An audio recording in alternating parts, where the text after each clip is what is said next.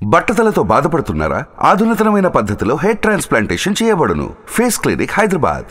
నమస్తే, నేను విజయ్. ఏపీలో ఇప్పుడు పిఠాపురం సీటు చాలా హాట్ సీటుగా మారిపోయింది. ఎందుకంటే జనసేన పార్టీ అధినేత పవన్ కళ్యాణ్ ఇక్కడి నుంచే ఎమ్మెల్యే అభ్యర్థిగా బరిలో ఉండబోతున్నారు. ఇటీవల పవన్ కళ్యాణ్ కూడా వ్యాఖ్యలు చేస్తూ తనను ఓడించడానికి ఒక్కొక్క ఓటుకు ఒక్కొక్క కుటుంబానికి ₹1,00,000 ఇవ్వడానికి ప్రత్యర్థి పార్టీ రెడీ అయిపోయిందని అంటున్నారు. అయితే ఇప్పుడు పిఠాపురం పంచాయతీ ఇరు పార్టీల్లో కూడా అలాగే కంటిన్యూ అవుతుంది. ముఖ్యంగా సిట్టింగ్ ఎమ్మెల్యేగా వైసీపీ తరపున గెలిచినటువంటి సిట్టింగ్ ఎమ్మెల్యేగా ఉన్నటువంటి దొరబాబు ఇప్పుడు ఇటీవల కొద్దిసేపటి కిందటే సీఎం జగన్మోహన్ రెడ్డిని ఆయన పిలిపించి ఆయన్ను సర్దుబాటు చేసేటువంటి ప్రయత్నం చేస్తున్నారు. అయితే అసంతృప్తి వాదులుగా ఉన్నటువంటి వీరందరూ కూడా తిరిగి పార్టీ విజయం కోసం పనిచేస్తారా? అలాగే తెలుగుదేశం పార్టీకి సంబంధించినటువంటి నాయకుడిగా ఉన్నటువంటి వర్మ కూడా ఆయన తన నిరసన గళాన్ని వినిపిస్తూనే ఉన్నారు. అయితే ఇప్పుడు పిఠాపురం పంచాయతీ ఏ విధంగా కొనసాగబోతుంది, ఈ పంచాయతీకి అన్ని పార్టీలు కూడా ఏ విధంగా ఫుల్ స్టాప్ పెట్టబోతున్నారు, జనసేన పార్టీ అధినేత పవన్ కళ్యాణ్ విజయ అవకాశాలు ఇక్కడ ఎలా ఉండబోతున్నాయి, దీనిపై విశ్లేషణ చేయడానికి మనతో పాటు Suman TV news chief editor Keshav గారు. నమస్తే కేశవ్ గారు. నమస్తే. సో పిఠాపురం పంచాయతీ అన్ని పార్టీలు కూడా కొనసాగుతుంది అనుకోవచ్చా? అంటే అన్ని పార్టీల్లో పంచాయతీ లేదు, పంచాయతీ కూటమిలో ఉంది, ఆపరేషన్ వైసీపీ చేతిలో ఉంది.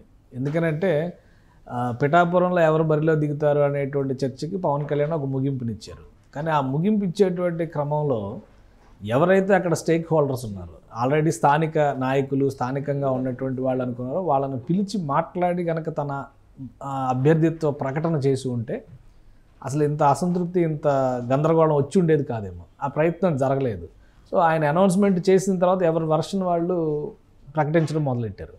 ఒకటేంటంటే అధిష్టానం అంటే భయం అన్నా ఉండాలి, భక్తి అన్నా ఉండాలి. ఇవి రెండు లేకపోతే అయోమయం ఎక్కువ ఉంటుంది.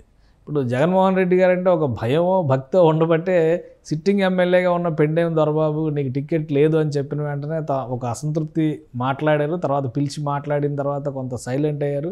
ఇప్పుడు రాజకీయ పరిణామాలు మారుతున్నటువంటి క్రమంలో ఆయనను పిలిచి మరొకసారి జగన్మోహన్ రెడ్డి అంటే ఒక ఆపరేషన్ రెడీ చేసి పెట్టాడు ఆయన. జగన్మోహన్ రెడ్డి గారికి ఏంటంటే అన్నీ సెట్ చేసుకున్నాక ఎటు నుంచి చూసినా కానీ తనను కదిపేటువంటి అవకాశం లేకుండా ప్రత్యర్థికి వ్యూహం ఎలా రచించాలి దాని మీద ఆయనకు స్పష్టత ఉంది. ఇప్పుడు చూడండి, దాడిశెట్టి రాజా మంత్రి, ఎమ్మెల్యే, ఆయన ఫోకస్ పెట్టాడు. కురసాల కన్నబాబు మాజీ మంత్రి, ఎమ్మెల్యే, ఆయన ఫోకస్ పెట్టాడు. అలానే ఇటువైపు నుంచి చూస్తే ముద్రగడ పద్మనాభంకి ఒక స్పెషల్ టాస్క్ ఇచ్చారు. ముద్రగడ పద్మనాభం కాపు సామాజిక వర్గం పరంగా ఆయన చెప్పిన లెక్క ప్రకారం ఆయన పొలిటికల్ హీరో ముద్రగడ పద్మనాభం గారు. ఎందుకంటే నేను రాజకీయ నాయకుడిని కానీ సినిమా హీరోని కాదని కొట్టిపడేశారు కాబట్టి ఆయన పొలిటికల్ హీరో. ఆ పొలిటికల్ హీరోకి ఒక ఆపరేషన్ అప్పగించారు ఇప్పుడు. సో ఆయన ఏం చేయబోతారు, పార్టీకి వస్తాయి అనేటువంటి కోణంలో అంటే ఆయన ప్లానింగ్ అది ఎంత ఫైనల్గా రిఫ్లెక్ట్ అవుద్ది, ఎంత కన్వర్ట్ అయ్యిద్ది అనేది పక్కన పెడితే ఒక ప్లానింగ్ అయితే జరుగుతుంది కదా. సో ఇదే క్రమంలో ఒక్కొక్కరికి ఒక టాస్క్ అప్పగించినటువంటి పరిస్థితి. అలానే మిథున్ రెడ్డి మొత్తం సమన్వయం చేసుకునేటువంటి బాధ్యత. పిఠాపురం సీటు గెలవడం ఒకటే ఒక ఎత్తు. ఇప్పుడు రెండో ప్రపంచ యుద్ధం జరిగినప్పుడు హిట్లర్ ఏం చేశాడంటే రష్యాని ఓడించడం కంటే స్టాలిన్ గ్రాడ్ని ఓడించడం ఒక టాస్క్గా పెట్టుకున్నాడు. స్టాలిన్ గ్రాడ్ ఓడిపోతే ప్రెసిడెంట్ స్టాలిన్ ఓడించినట్టే అనేది ఒక ఇది అనమాట. రష్యా నాశనం అయిపోయినా పర్వాలేదు కానీ స్టాలిన్ గ్రాడ్లో ఓడిపోకూడదని చెప్పి వాళ్ళ ఈగోస్ ఎంత పీక్ స్టేజ్లో యుద్ధం చేసినాయో చరిత్ర చెప్తుంది. సో ఇక్కడ పిఠాపురం పరిస్థితి ఎలా ఉందంటే పవన్ కళ్యాణ్ ఓడిస్తే మొత్తం జనసేన వాష్ అవుట్, మిగతా 20 సీట్లు గెలిచినా కానీ జీరో అనేటువంటి ఉద్దేశంతో జగన్మోహన్ రెడ్డి యాక్షన్ ప్లాన్ ముందుకెళ్తుంది. దానికి తగ్గట్టుగా విపక్షాల మధ్య సమన్వయం లేదు. ఇది ఒక పెద్ద సమస్య. ఎందుకంటే పిఠాపురంలో ఎమ్మెల్యే అభ్యర్థిగా వర్మ అనేటువంటి నాయకుడు 2009 నుంచి అక్కడ పనిచేస్తున్నటువంటి నాయకుడు, టీడీపీకి సంబంధించి. 2009లో ఎమ్మెల్యే అభ్యర్థిగా పోటీ, ఇంకా చెప్పాలంటే పొలిటికల్ హీరో ముద్రగడ పద్మనాభం కంటే ఆయనకి ఎక్కువ ఓట్లు వచ్చినాయి. 2009లో ప్రజారాజ్యం పార్టీ పుట్టినప్పుడు ప్రజారాజ్యం పార్టీ అభ్యర్థిగా వంగాగీత పోటీ చేస్తే, వర్మ టీడీపీ నుంచి పోటీ చేస్తే, కాంగ్రెస్ నుంచి ముద్రగడ పద్మనాభం పోటీ చేస్తే ముద్రగడ పద్మనాభం 3వ స్థానంలో ఉన్నాడు. అంటే ఈయనకంటే ఒక 1000-2000 ఓట్లు వర్మకే ఎక్కువ వచ్చినాయి. అప్పుడు వంగాగీత ఫైనల్గా గెలిచింది. కాబట్టి అది పిఠాపురం సీటు కాపులు ఎక్కువగా కన్సాలిడేట్ అయ్యి ఓటేస్తారనేటువంటి ఆశ ఇక్కడ ఉందని మనం అనుకోవాలి. అలా చూసినా కానీ ఒకవేళ కాపులు కన్సాలిడేట్ అయ్యి ఓటేస్తే ముద్రగడ పద్మనాభం గారు 3వ స్థానానికి ఎందుకు వెళ్తారు? కాబట్టి అది అప్పుడు చరిత్ర. 2014లో ఏం జరిగింది, ఇదే వర్మ కాంగ్రెస్ పార్టీ అధికారంలోకి వచ్చింది. అప్పుడు అధికారంలోకి వచ్చింది 2009లో. ఇదే వర్మ 2014 ఎలక్షన్స్లో కూటమి నుంచి ఆయనకి టికెట్ రిజెక్ట్ చేసి విశ్వం అనేటువంటి వ్యక్తికి తెలుగుదేశం పార్టీ టికెట్ అప్పగిస్తే ఆయన 3వ స్థానంలో ఉన్నాడు. 17,000 ఓట్లు, 20,000 ఓట్లు కూడా దాటలేదు ఆయనకి. వర్మ ఇండిపెండెంట్గా వేస్తే 93,000 ఓట్లు సాధించి గెలిచాడు ఆయన.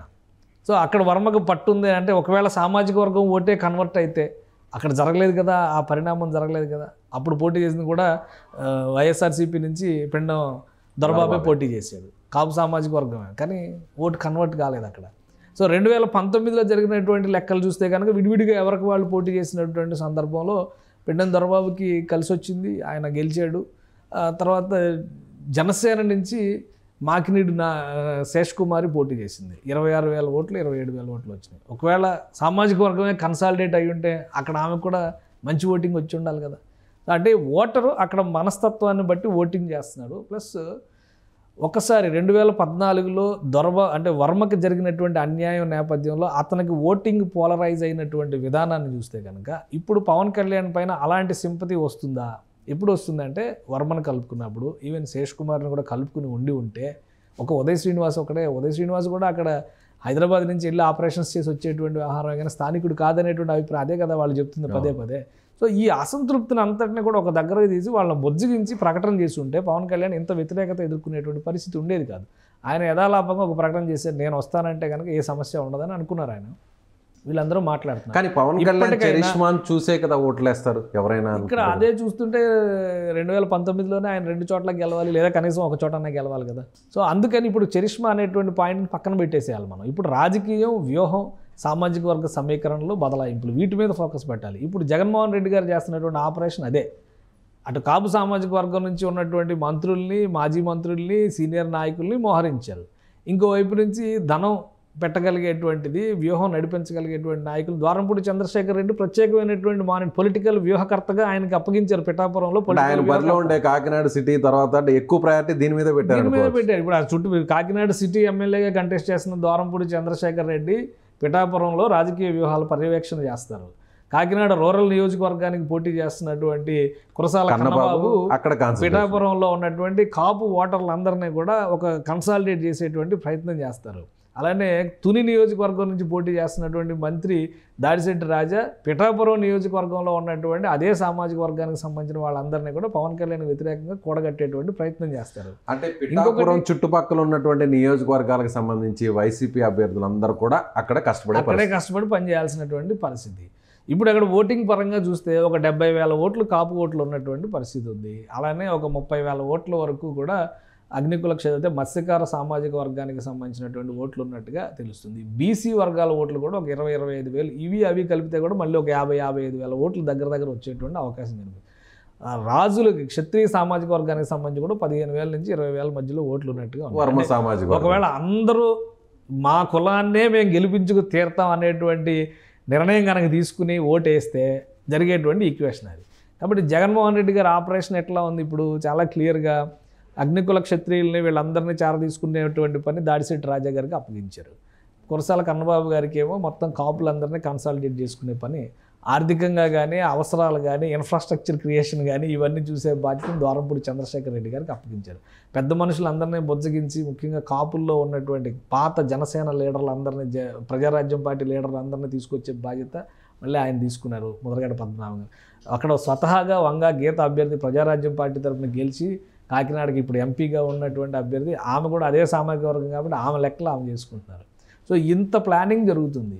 అంటే ఇప్పుడు పవన్ కళ్యాణ్ ఇచ్చినటువంటి జనసేన వైపు నుంచి కానీ, బీజేపీ వైపు నుంచి కానీ, టీడీపీ వైపు నుంచి అసలు ఏం ప్లానింగ్ ఉంది? 3 పార్టీల నాయకులు, కార్యకర్తలు కలిసి ఒక ఆత్మీయ సమావేశం పెట్టారా పిఠాపురంలో? పవన్ కళ్యాణ్ గారిని చూసి ఓటు ఎందుకు వేస్తారు?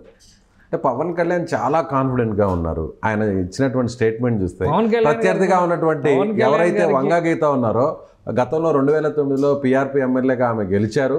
ఆమె తిరిగి మా పార్టీలోకి రావాలని కోరుకుంటున్నానని చెప్పి ఆయన చేసినటువంటి వ్యాఖ్యలు ఎలా చూడాలంటారు? పవన్ కళ్యాణ్ ఓడిపోతుంది, ఖచ్చితంగా నేనే గెలుస్తున్నాను, భారీ మెజారిటీతో 1,00,000 మెజారిటీతో గెలుస్తాం అనుకుంటున్నాను. పవన్ కళ్యాణ్ గారి ఉదారవాద రాజకీయ విధానాలకు అదొక ఉదాహరణగా మనం చూడాలి. కానీ రాజకీయంలో ఉదారవాదం పనికిరాదు. మన వాళ్ళని చెప్పని మన ఇంటికి వచ్చి భోజనం చేసి వెళ్ళిన ప్రతి ఒక్కరు మనకు ఓటేస్తారని గ్యారంటీ లేదు.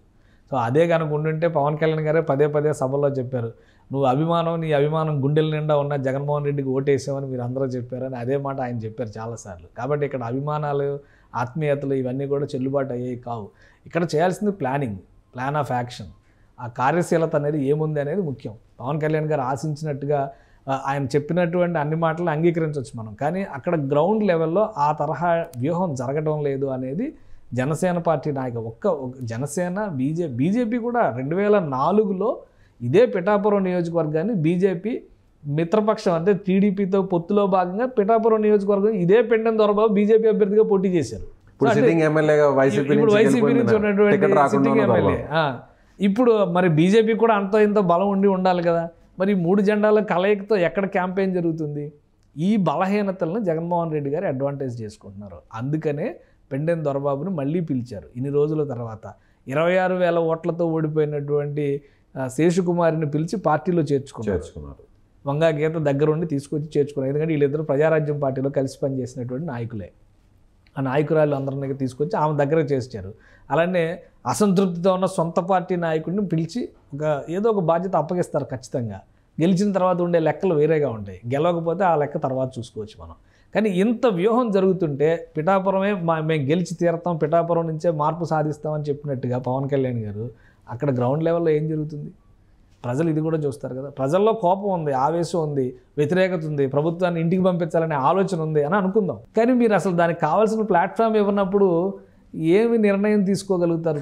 ఎక్కడ సమన్వయమే లేదంటారు. అసలు సమన్వయం కనిపించడం లేదు, 100% కనిపించడం లేదు. మీడియా పరంగా ఇచ్చేటువంటి స్టేట్మెంట్లు అవి కూడా ఇప్పుడు వర్మ గారు చెప్పిన స్టేట్మెంట్లే చూద్దాం. నేను తెలుగుదేశం పార్టీ భక్తుని, చంద్రబాబు నాయుడు విధేయుడిని, పవన్ కళ్యాణ్ అసలు పేరు కూడా ఎత్తట్లేదు ఆయన. మాకు వీళ్ళు ఎవరితో సంబంధం లేదంటున్నాడు. ఎవరితో సంబంధం లేదో పొత్తులో ఉండే ఈ వ్యాఖ్యల్ని అధిష్టానం కూడా ఉపేక్షించకూడదు. సమన్వయం లేదా అసలు మీరు మాట్లాడకుండా మీ పని మీరు చేసుకోండి అని చెప్పాలి. మీకు అసంతృప్తి ఉంది, ఇంట్లో కూర్చోండి, బయటకు వచ్చి స్టేట్మెంట్లు ఇవ్వడం ఎందుకు? ఈ స్టేట్మెంట్లు ఇంకో కొంత గందరగోళాన్ని సృష్టిస్తున్నాయి కదా.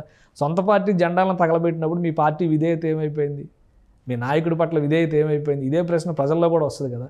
సో ఈ బలహీనతలపైన జగన్మోహన్ రెడ్డి ఇప్పుడు ఆపరేషన్ చేస్తున్నారు. ఈ బలహీనతలని కరెక్ట్గా ఆయన అడ్వాంటేజ్గా మార్చుకోగలిగారంటే గెలవడానికి అవకాశం ఉంటుంది. మరోసారి పవన్ కళ్యాణ్ ఇంకొకటి ఏంటంటే ఈసారి వ్యూహాత్మకంగా చంద్రబాబు నాయుడు మినహా మిగతా అందరి మీద, బాలకృష్ణ కానీ, లోకేష్ కానీ, పవన్ కళ్యాణ్ వీళ్ళందరి మీద మహిళా నాయకుల్నే పోటీలో పెట్టారు. ఓడిపోయారు అనుకో వాళ్ళ చేతిలో, రేపొద్దున ఈ 5 సంవత్సరాలు కూడా ఆడవాళ్ళ చేతిలో ఓడిపోయిన నాయకులు అనేటువంటి ముద్ర వేసి ఒక రకమైనటువంటి హ్యూమిలియేషన్కి గురి చేసే అవకాశం ఉంటుంది. కానీ అసలు వ్యూహమే అనుసరించకుండా గెలుస్తాం అనేటువంటి ధీమా సరైంది కాదు జనసేన పార్టీ నాయకత్వం ఇప్పుడు ప్రకటించినటువంటి 7 సీట్లకైనా. ఎందుకంటే అధికారికంగా ప్రకటించింది 7 సీట్లే, మిగతా 8-9 సీట్లకి సంబంధించి ఒక క్లారిటీ వచ్చింది అంటారు కానీ అధికారికంగా ప్రకటించాల. కింద ఉన్నటువంటి నాయకులే తిరస్కరిస్తున్నారు, ఇంకా మాకు ఇండికేషన్ లేదు, ఉమ్మడి అభ్యర్థిని మాకు ప్రకటన రాలేదని చెప్తున్నారు వాళ్ళు. కాబట్టి ఈ సమస్యల్ని సర్దుబాటు చేసుకుంటూ స్పష్టత ఉన్నటువంటి 7 సీట్లపైన కానీ స్పష్టమైనటువంటి వ్యూహం ఉండాలి. నియోజకవర్గాలకు సంబంధించినటువంటి ఓటర్లతో సామాజిక వర్గాల పరంగా పెడతారా, వృత్తిపరంగా పెడతారా, ఇంకొక రకంగా పెడతారా, ఎలా అయినా కానీ ముందు ఆత్మీయ సమావేశాలు, సమ్మేళనాలు. ఎందుకంటే వీళ్ళ అదృష్టం కొద్దీ 58 రోజులు పైగా సమయం దొరికింది కాస్త ఒపీనియన్ మౌల్డ్ చేసుకోవడానికి, ప్రజాభిప్రాయాన్ని తమ వైపు మలుచుకోవడానికి ఒక అవకాశం. దాన్ని ఉపయోగించుకోకపోతే చేయగలిగేది ఏమీ లేదు. దాన్ని పక్కాగా ప్రణాళిక ప్రకారంగా ఉపయోగించుకునే ప్రయత్నాలు చేస్తుంది జగన్మోహన్ రెడ్డి. సో సమన్వయ లోపం ఉన్నట్టు మీరు చెప్పినట్టుగా కూడా చూస్తే, కానీ అక్కడ బరిలో ఉండేది పవన్ కళ్యాణ్, జనసేన పార్టీ అధినేత పవన్ కళ్యాణ్. అంటే అన్ని లెక్కలు చూసుకొని, అన్ని ఫీడ్బ్యాక్ తీసుకొని, సర్వేలన్నీ కూడా విశ్లేషించుకొని ఇప్పుడు ఆయన అక్కడ ఆ స్థానాన్ని ఎంచుకున్నారు. పవన్ కళ్యాణ్ అంటే గెలుపు నల్లేరు మీద నడక అని భావించే కదా అక్కడ పవన్ కళ్యాణ్ గారు ఆయన పని చేయడం అనేది ఇక్కడ ఈ ఎలక్షన్స్లో చాలా ముఖ్యం. ఆయన మాత్రమే పనిచేయడం. ఎందుకంటే భీమవరంలో ఆయన నమ్ముకున్న నాయకులు గెలిపిస్తారని నమ్మకంతోనే ఓటమి పాలయ్యానని చెప్పారు.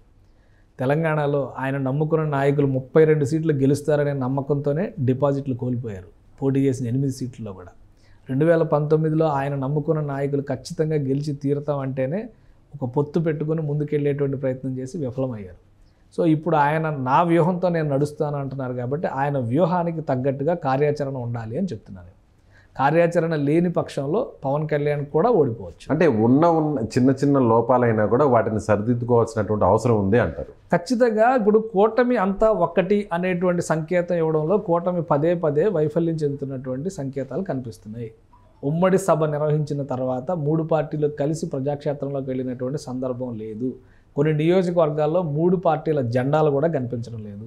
కనీసం ముఖస్థుతి కోసం కూడా మేమంతా ఒకటిగా పోటీ చేస్తున్నాం అనేటువంటి మాట చెప్పడం లేదు. కూటమిలో ఉంటూనే కొట్లాడుకునేటువంటి రాజకీయం నడుస్తుంది. దీనివల్ల కూటమికి చేటు, పవన్ కళ్యాణ్కి కూడా చేటు. Right sir. సో పిఠాపురం మీద పెద్ద ఎత్తున జగన్మోహన్ రెడ్డి, వైసీపీకి సంబంధించినటువంటి అధినాయకత్వం, అలాగే కీలకమైనటువంటి నాయకులందరూ కూడా ఈ నియోజకవర్గం మీద ఫోకస్ పెట్టారు. పవన్ కళ్యాణ్ని ఖచ్చితంగా ఓడిస్తామంటూ కూడా ఇప్పటికే పదే చెప్తున్నటువంటి వైసీపీ అందుకు తగ్గట్టుగా వ్యూహరచన చేస్తుంది. అయితే చిన్న చిన్న సమస్యలను, లోపాలను కూడా సరిదిద్దుకోవాల్సినటువంటి అవసరం ఉంది. అలాగే తెలుగుదేశం పార్టీకి సంబంధించినటువంటి నాయకులు, అలాగే జనసేన పార్టీకి సంబంధించినటువంటి నాయకులు బీజేపీతో కలిసి మరొకసారి సమన్వయం చేసుకోవాల్సినటువంటి అవసరం ఎంతైనా ఉందని కేశవ్ గారు చెప్తున్నారు. Thank you so much. Suman టీవీలో మీ పర్సనల్ అండ్ బిజినెస్ ప్రమోషన్స్ కోసం కింది నెంబర్కి కాంటాక్ట్ చేయండి.